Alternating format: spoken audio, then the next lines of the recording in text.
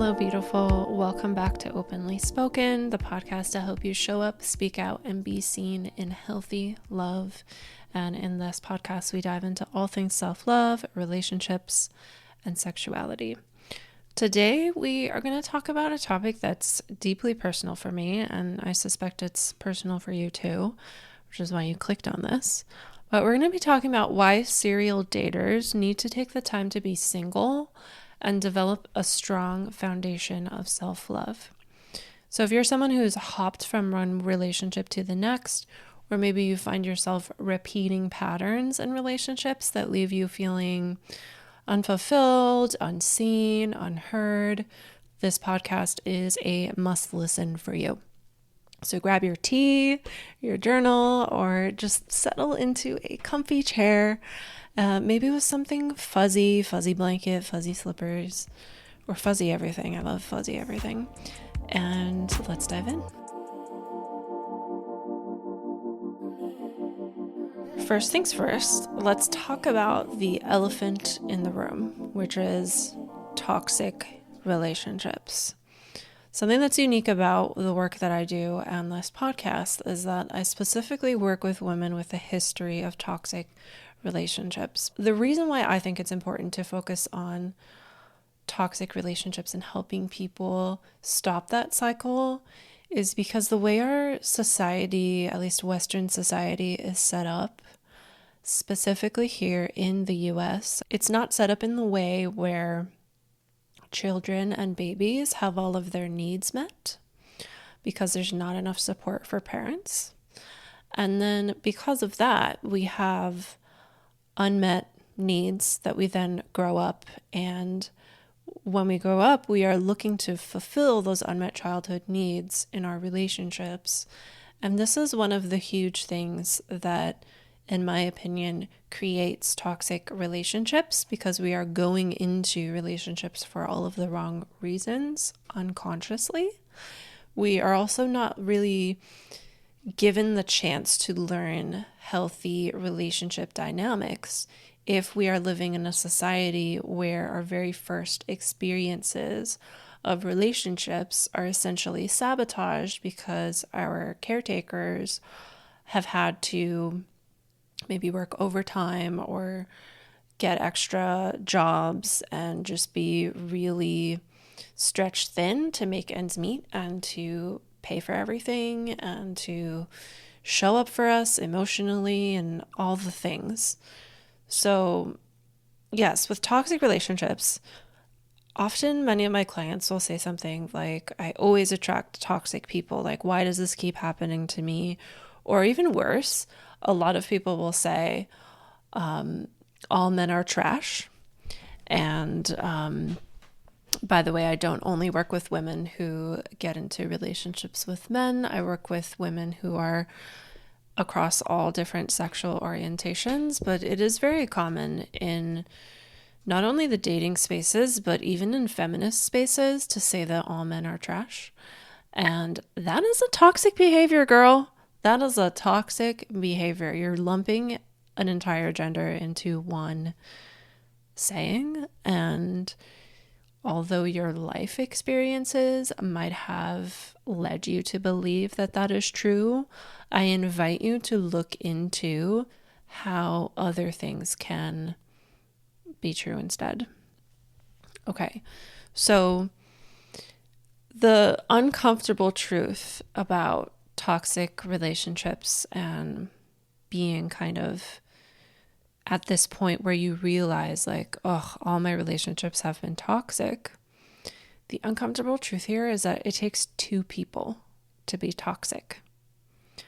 And this is not me telling you that you're to blame for someone else treating you in a certain way. This is something that I say to give you the invitation to really get curious, get honest, and humble yourself by looking in the mirror and realizing, where are the behaviors that you are doing that is contributing to a toxic relationship?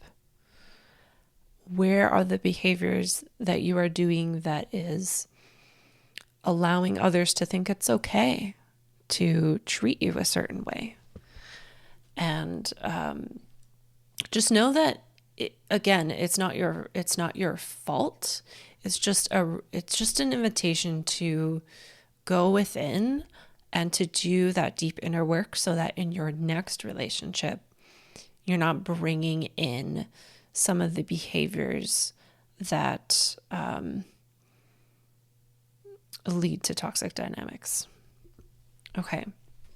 So I think what's important to then say here about why it takes two to be toxic is how to end that toxicity.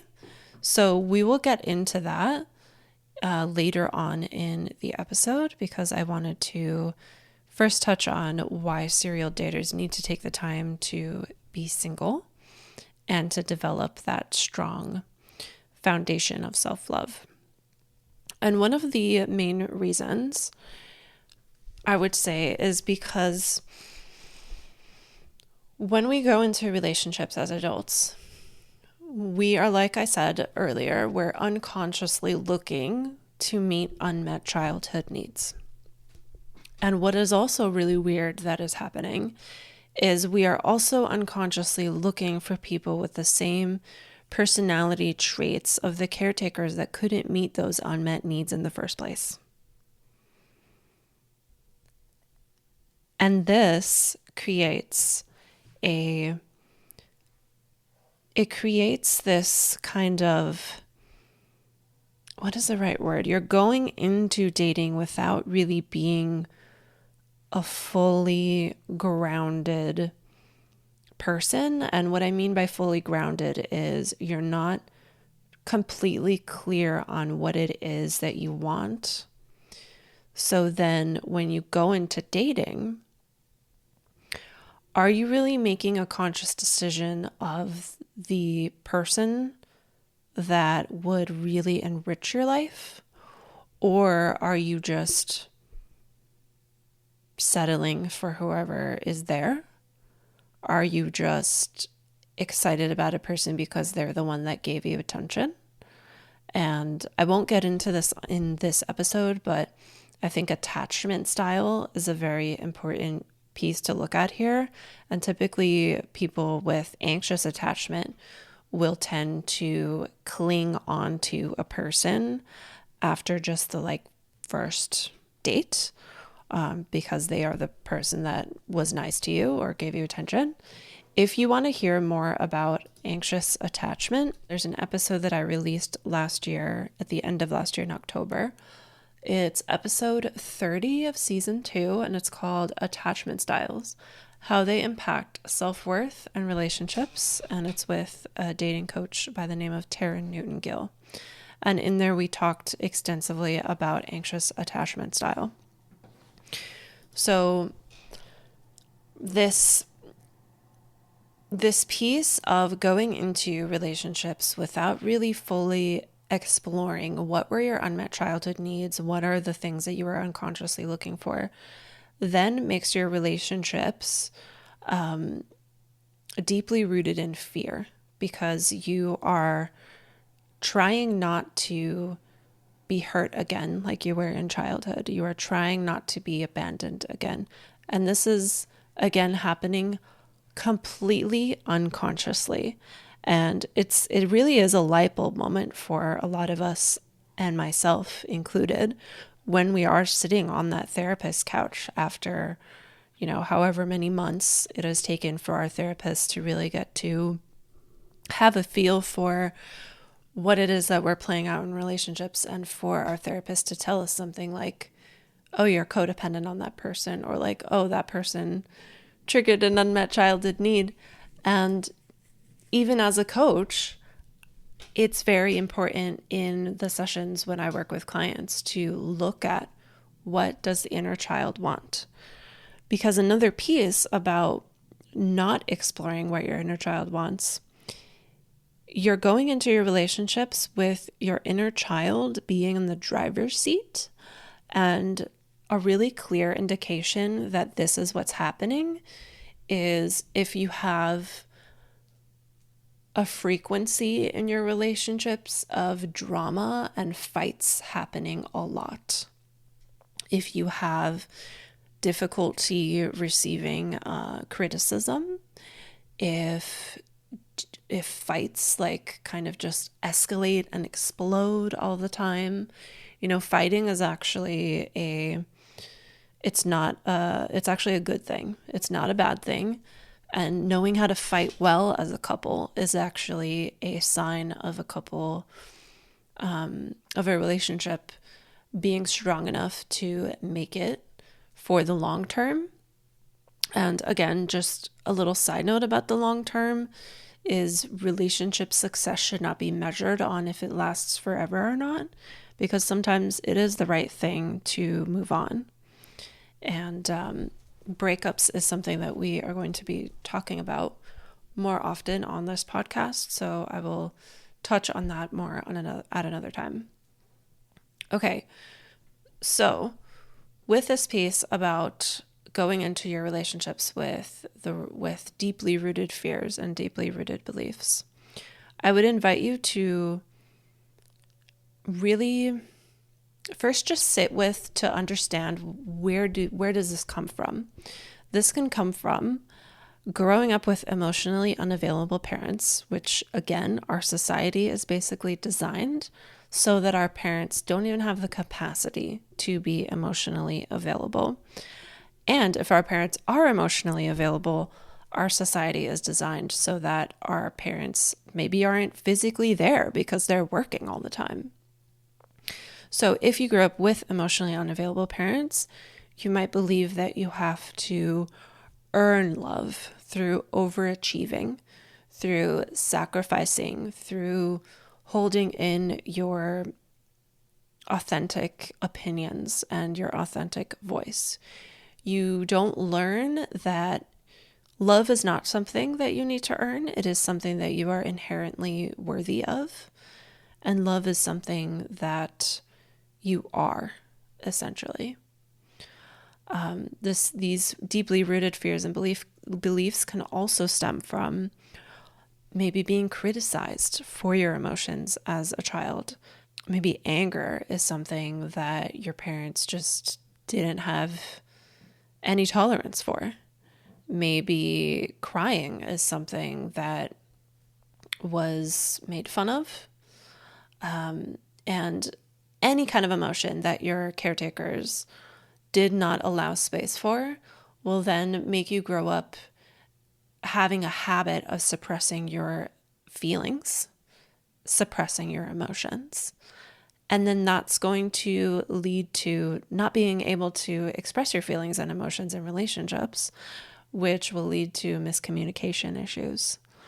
And how this goes into deeply rooted fears and beliefs is all of this, everything that I've, said already, is leading to this fear of intimacy.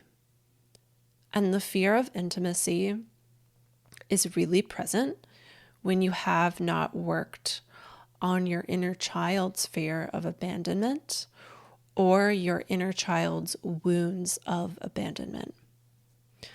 And emotional wounds, I think because they're not a physical thing you can see, we forget that it is still a wound that needs a first aid kit. It is still a wound that could get quote unquote infected.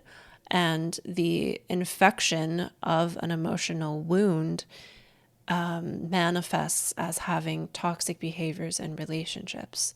It manifests as being someone who is very reactive, someone who can't take criticism, someone who has a hard time being present in relationships, has a hard time being present with listening. And your past, your childhood is still playing itself out in the present if you have not taken the time to confront it, to heal from it, to accept it. Your past is happening again and again now. It's not truly in the past until you really do confront it and heal from it. Okay, so let's go into maybe some things that you can do to bring out your deeply rooted fears and beliefs, because I think self-awareness is a really good foundational step into stopping this pattern of serial dating and stopping this pattern of getting into toxic relationships. And doing this kind of work really sets that foundation for you to go into relationships in a better mindset, with better energy, and with better outcomes of just being able to really enjoy love. That's really what I want for you. I want you to enjoy love and to have love be something that lights you up, that nourishes you, rather than something that is the cause of pain. Okay, so here are some things you can do. Very basic. You can do some journaling.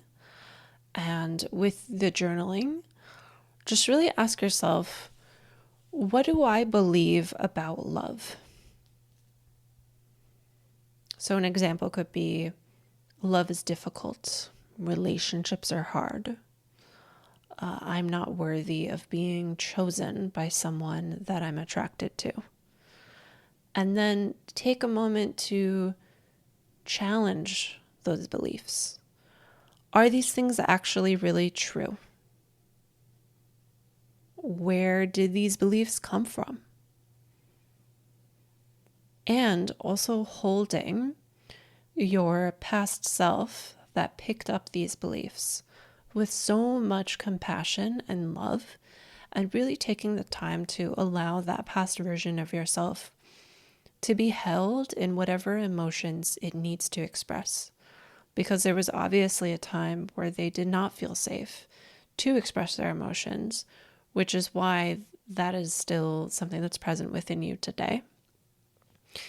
And I would also invite you, someone asked me this today. I was a guest on Tiffany O'Hearn's podcast earlier today, and she asked me how I define love. So I would add that into this journaling practice, because your definition of love, which will be different for all of us, your definition of love is going to really shine a light on what it is that you need in a relationship. So for me, as an example, my definition of love is presence mixed with acceptance and mixed with support. So it's presence, acceptance, and support. And that really points to what it is that makes me feel seen and heard in love. Are they present with me? Do they fully radically accept me? And are they on my team? Are they on my side? Are they supportive? And that's really important it's really important inquiry, in my opinion, to, if you are in a relationship, is to really realize, is this person on my team? Are they on my side? Because for those of us who are stuck in that loop of toxic relationships, even when we come out of that and we are in a healthier relationship, I think we often forget that our partner is on our side. And that is something that comes up for me a lot. I often forget that my husband is on my side, and he so lovingly and graciously will remind me of that whenever we get into disagreements. And if you are still in that toxic loop, you might realize that the person you are with is truly not on your side and is not supportive of you. And so it's time for you to realize that you are worthy of having a person that is on your team. Okay, so that is some journaling that you can do. Feel free to actually pause right here and do that journaling before you continue listening to that episode, to the rest of this episode. Okay, second thing you can do, I kind of mentioned this earlier, but it's inner child work. So connecting with that younger version of you. And you can also get really curious with certain situations, maybe like the very last fight that you had in a relationship, really noticing where were the moments that you got triggered and connecting with your inner child in a way where you ask your inner child what they made that mean, and really showing up for that emotion and holding them. And then, very, very important to do some boundary setting with your inner child if you're able to do this. This is also something that I do in my coaching. You can do it on your own. Sometimes we need a coach to help us. But setting that boundary with your inner child where you let them know, I am here and I will listen to you. However, you are no longer in the driver's seat of my relationship. And this is only something that I think you can really be successful in if you really truly do learn to listen to your inner child, because then they feel seen and they feel heard, and that part of you is soothed and is able to not be like mischievous and take over the driver's the driving wheel. So then a third thing you can do, get support. You work with a therapist or work with a coach or do both. I would recommend, if you have never had therapy before, to work with a therapist first for a few months before you go into coaching.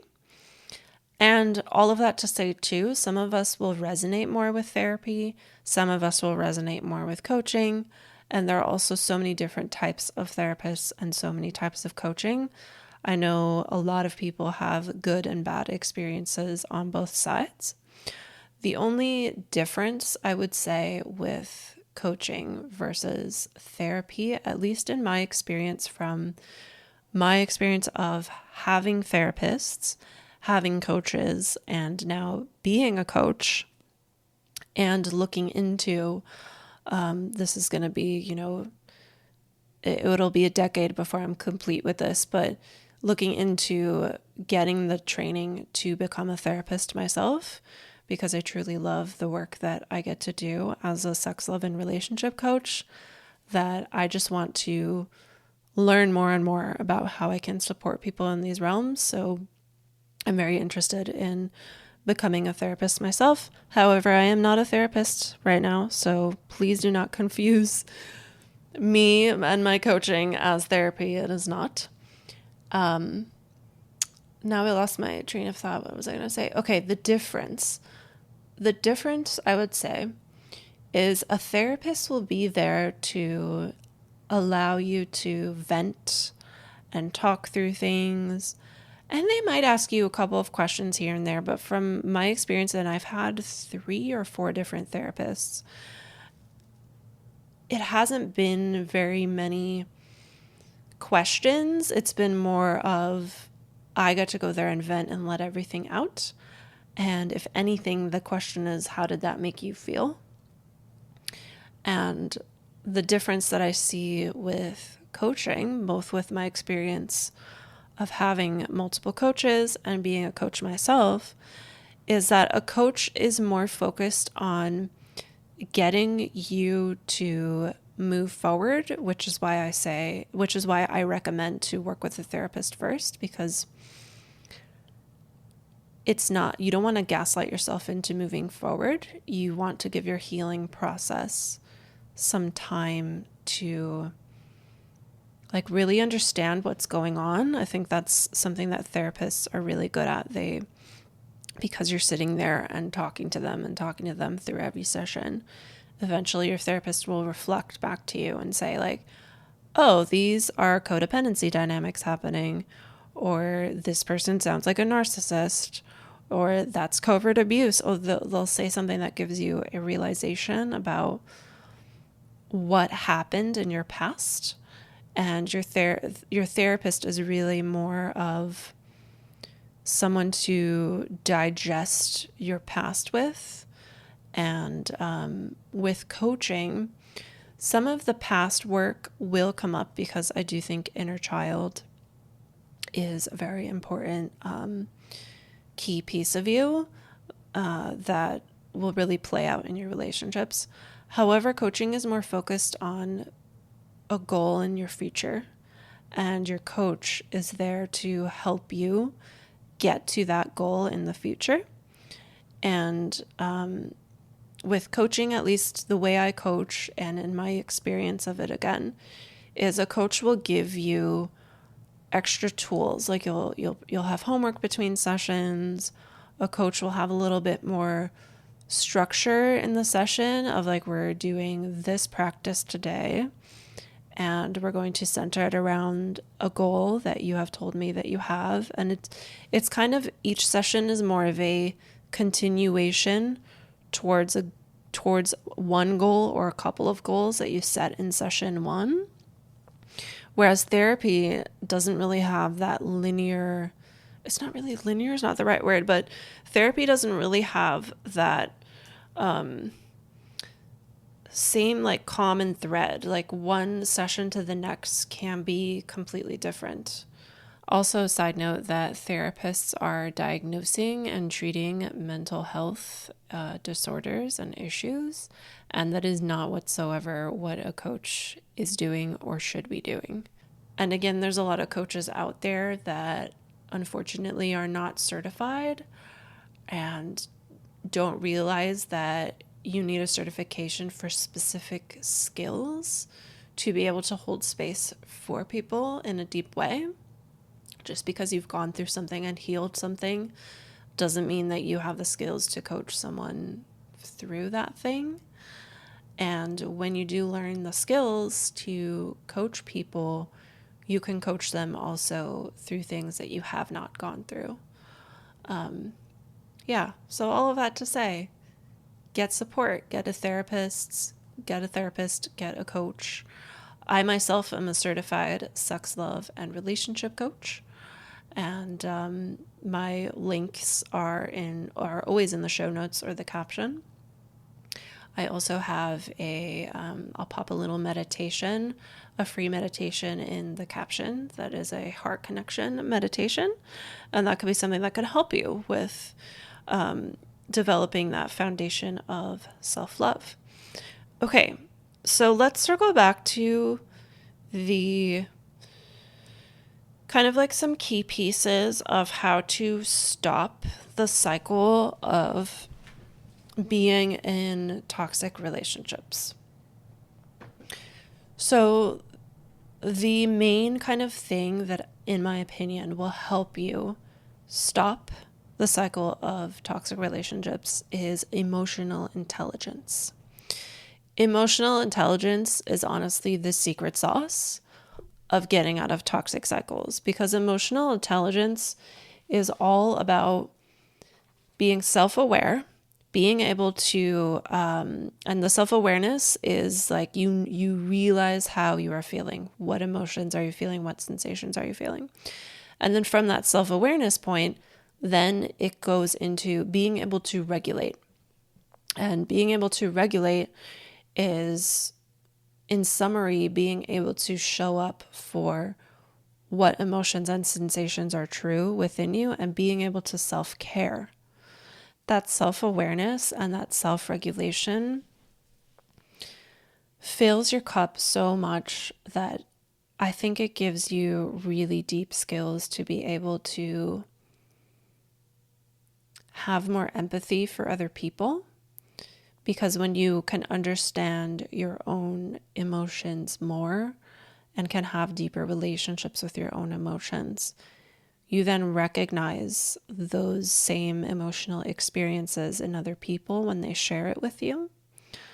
And it really helps you build the capacity to be able to see other people, to be able to have intimacy. And intimacy is not just reserved for the bedroom. Intimacy is also available in friendship, because intimacy is all about deep connection in a way that is truthful, that is present, and that is authentic.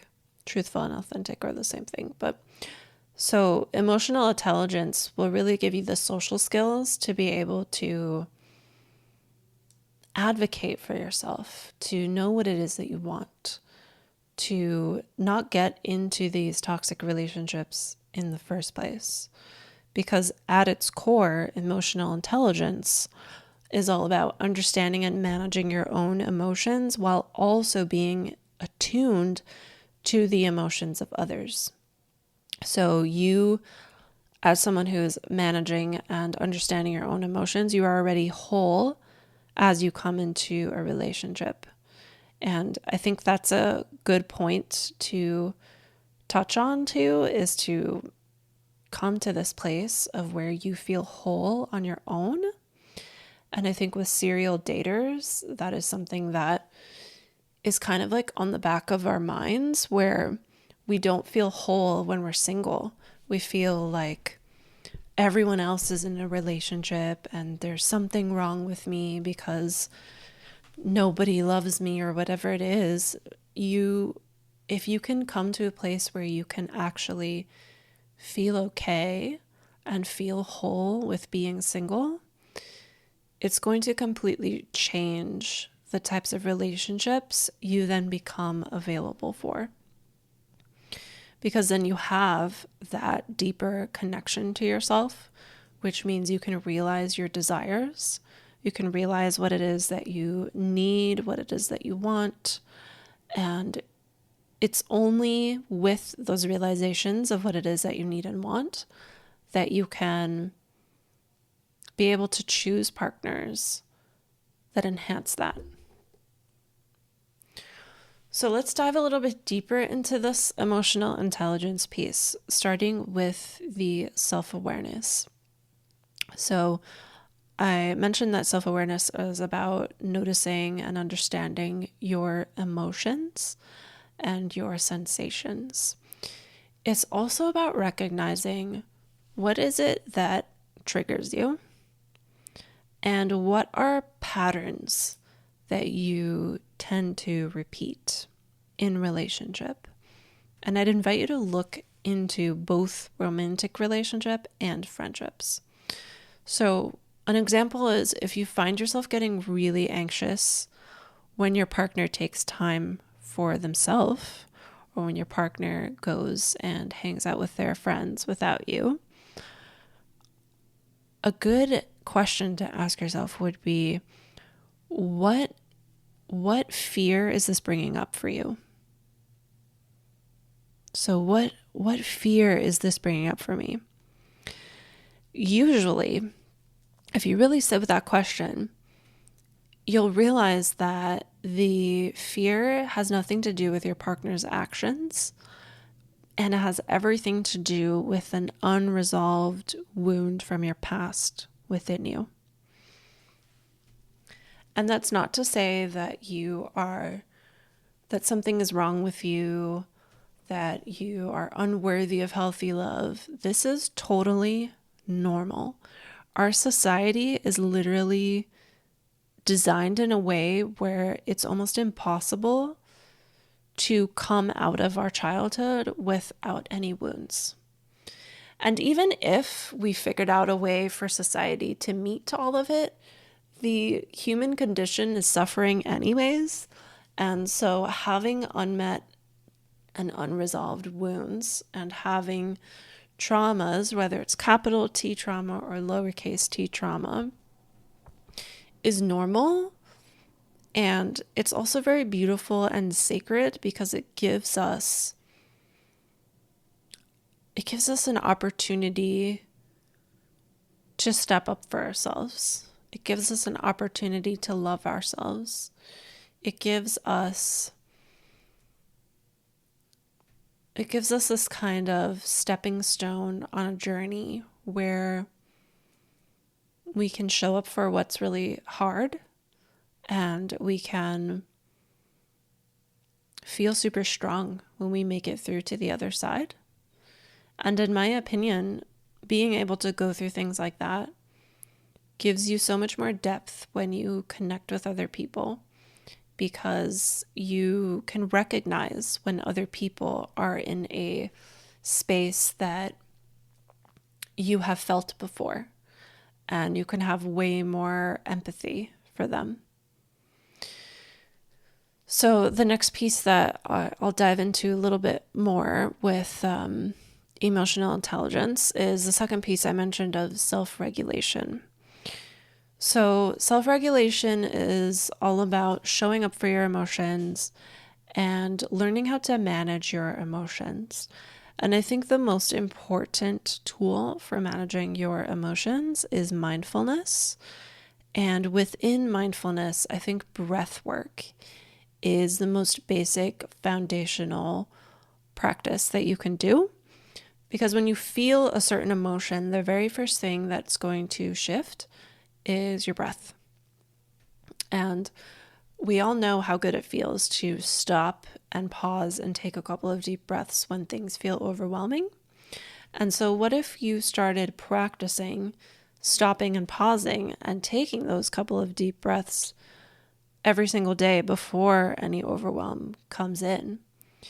And I really emphasize that every single day, even if you just take 1 minute per day to do this, I swear to you, it is going to completely change your life, because it's that regularity that creates the muscle memory within your psyche that it is safe to exist, it is safe to feel what you are feeling, and that you are showing up for you, that you matter, that you are taking that time to ground and to calm your nervous system. And what's also so great about this that really contributes to stopping serial dating, stopping toxic relationship patterns, and also building that foundation of self-love is that taking that time, that mindfulness pause,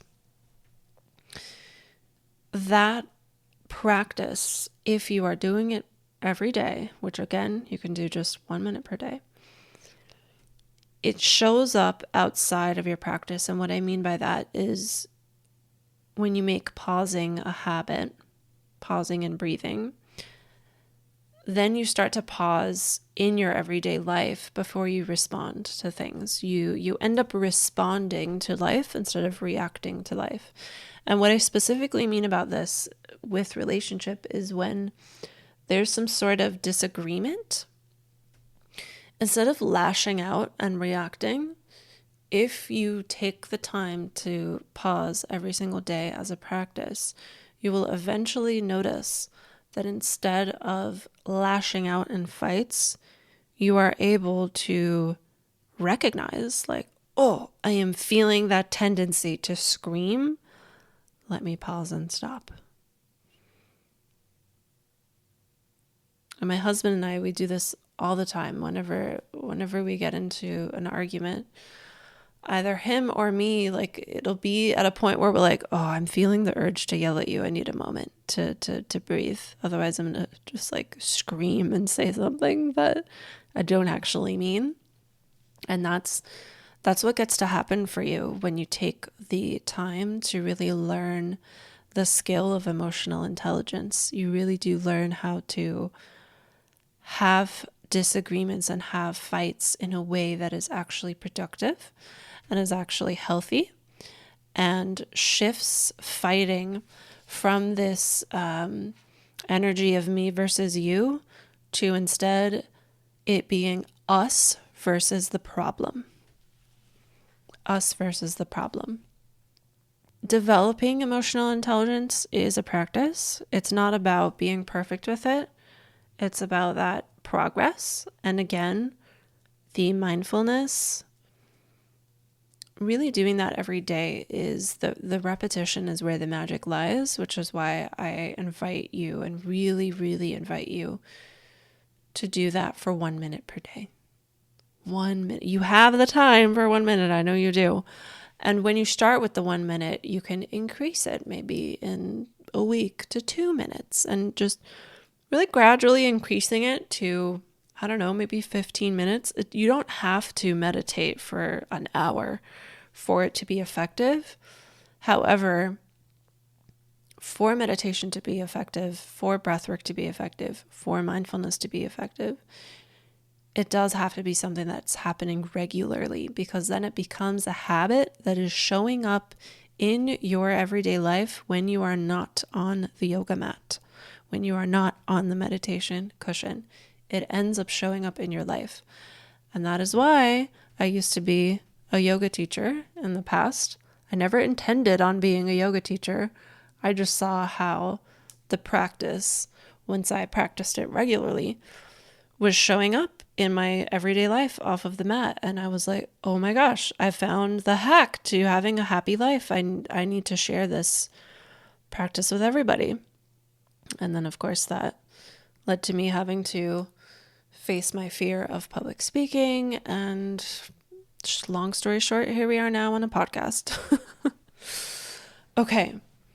So if you are a serial dater, or you are someone that has been in this loop, you've recognized that you have been in a loop of being in toxic relationships, or you have realized that you don't feel comfortable being single, I really encourage you to do these things in this episode, and I'm going to summarize them all as takeaways.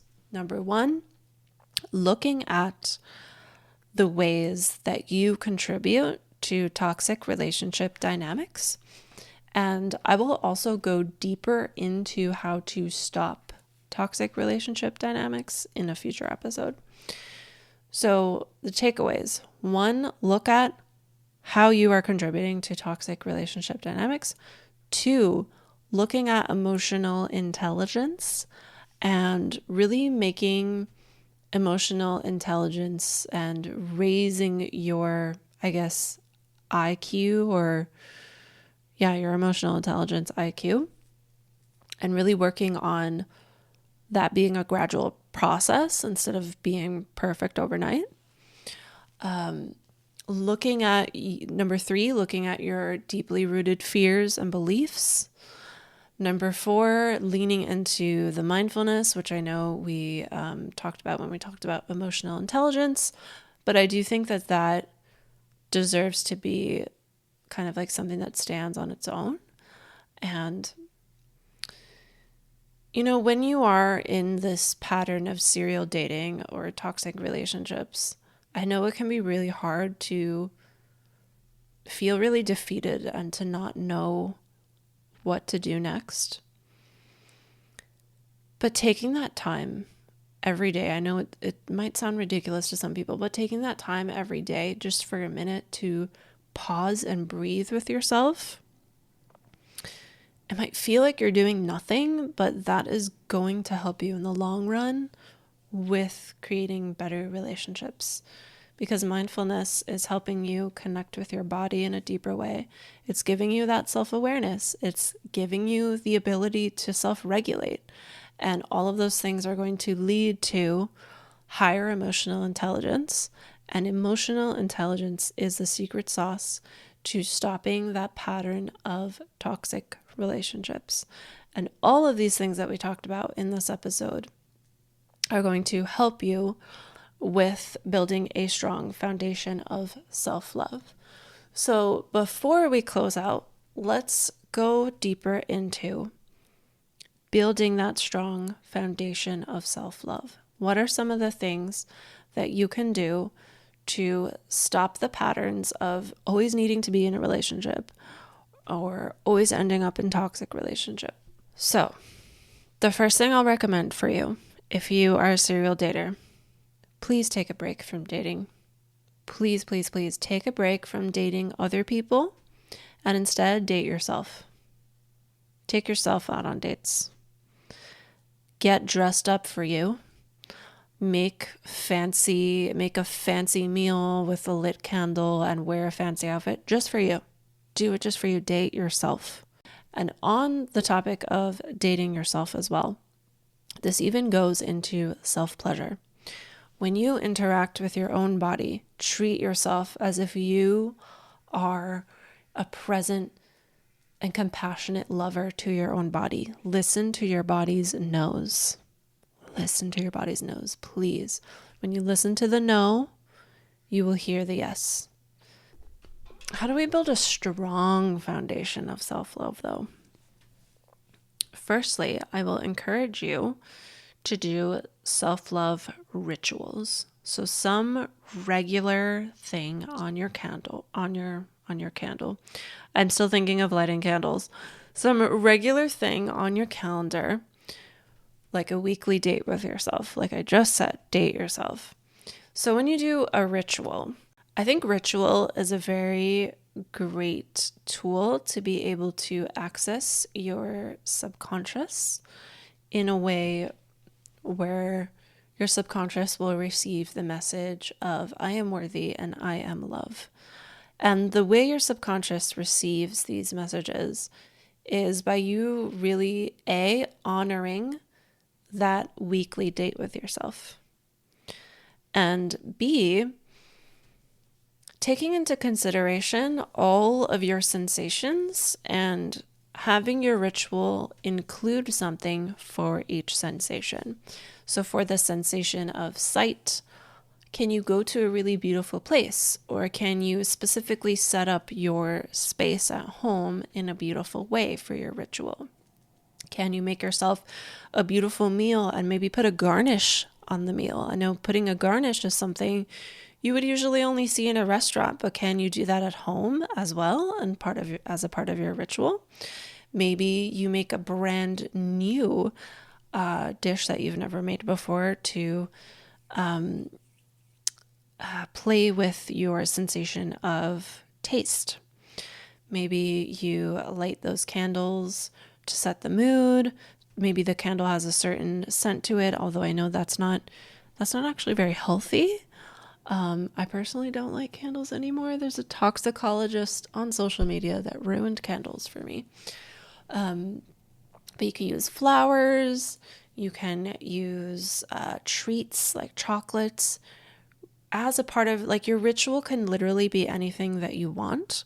But I encourage you for it to be time where you are not on social media, not on a screen. You are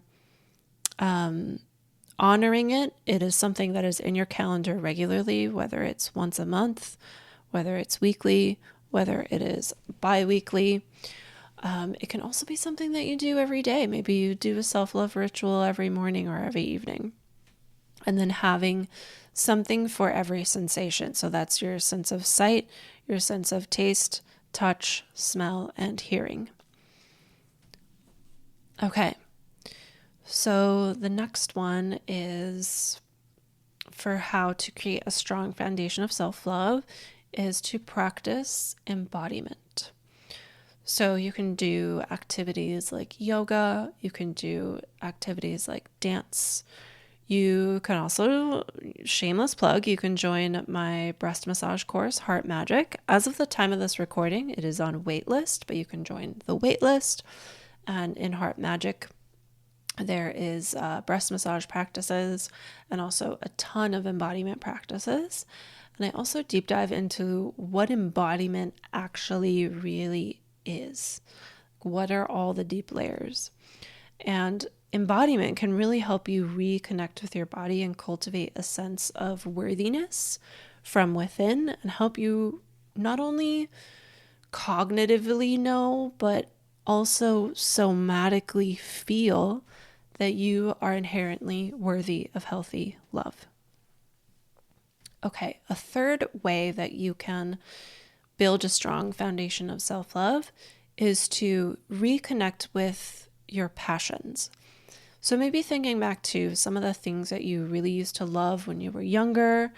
Maybe there was something that you wanted to get into in the past and your parents didn't support it, whether it didn't like work out schedule wise, maybe it was too expensive or whatever the case may be. Are there ever any hobbies that you enjoyed or hobbies that you wanted to get into? And the invitation here is to really reconnect with that sense of passion, of doing something just because you love it. And I think that's something that we don't do enough these days because we spend a lot of our time on our screens. You're probably going to hear my cat. He's now in my lap and like rubbing himself on my mic. I think connecting with your passions and doing something just for the love of it is something that is really needed in today's world because we have social media that is purposely designed for us to spend as much time as possible on it.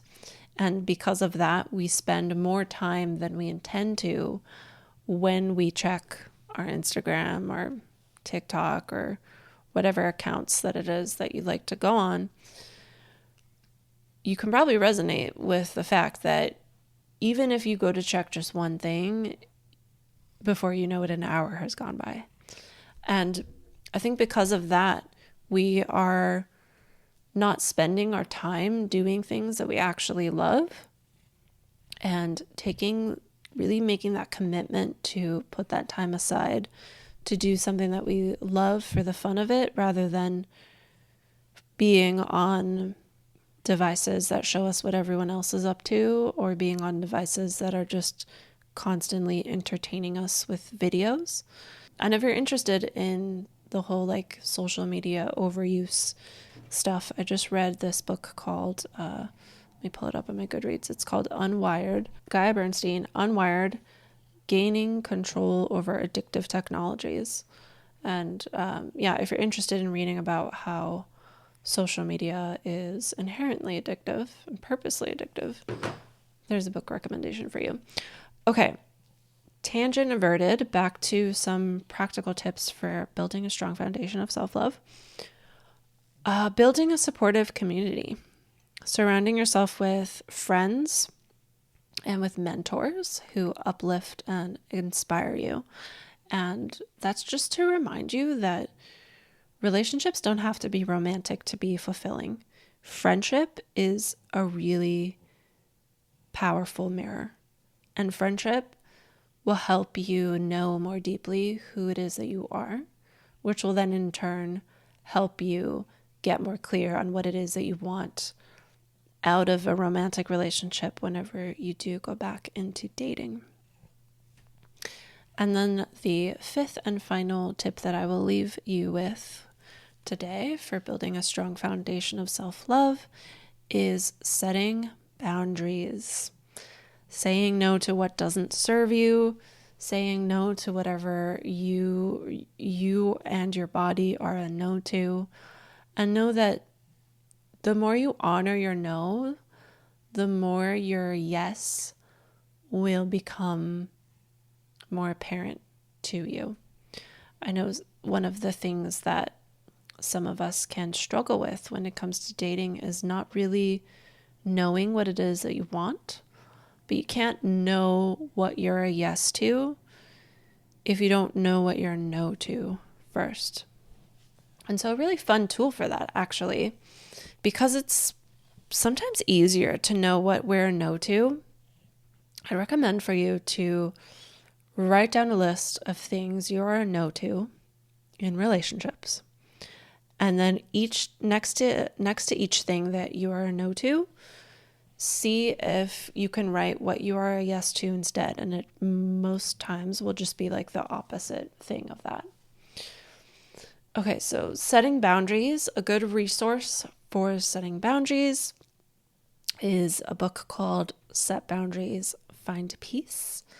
I think the author is Nedra Glover Tawwab. I can't grab the book right now because we are in the midst of packing for a move, and that book is packed in a box.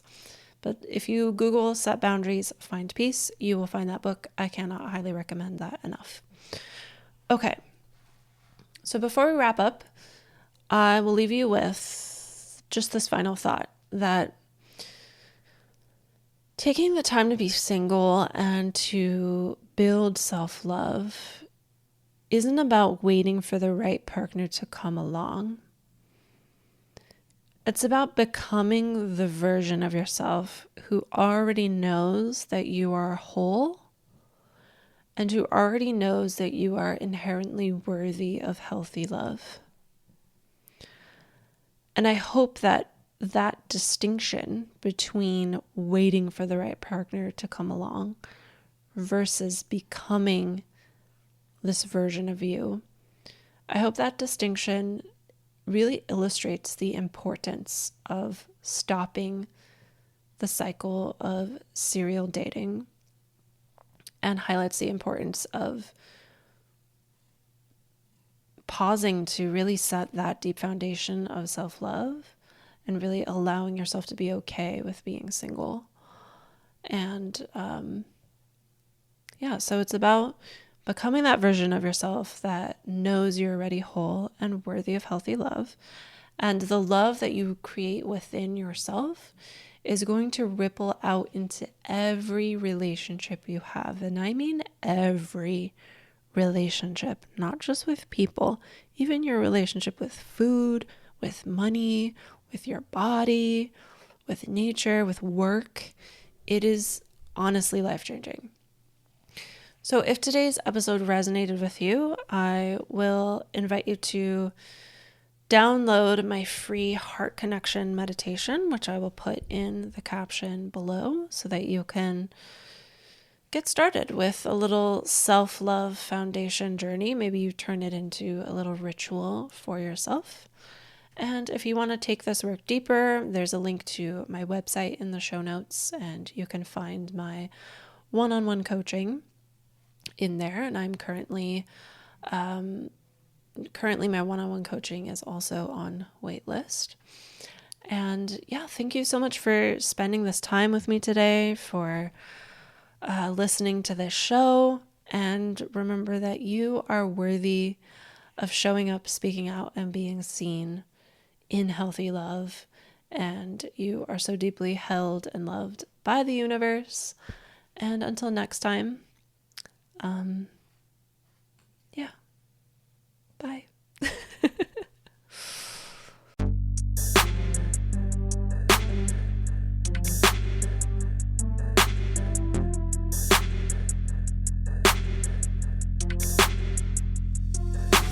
Thank you for tuning in to this episode of Openly Spoken. I know that there's an abundance of content online, so I really appreciate you giving me your ears today. If this episode shifted something for you, please share this with a friend or write us a podcast review if you're listening to this on iTunes so that more people can find this. If anything shifted for you from this episode that you want to have a conversation about, I would love to hear from you. Just send me a DM over on Instagram at selfexpressbabe, and that is in the show notes.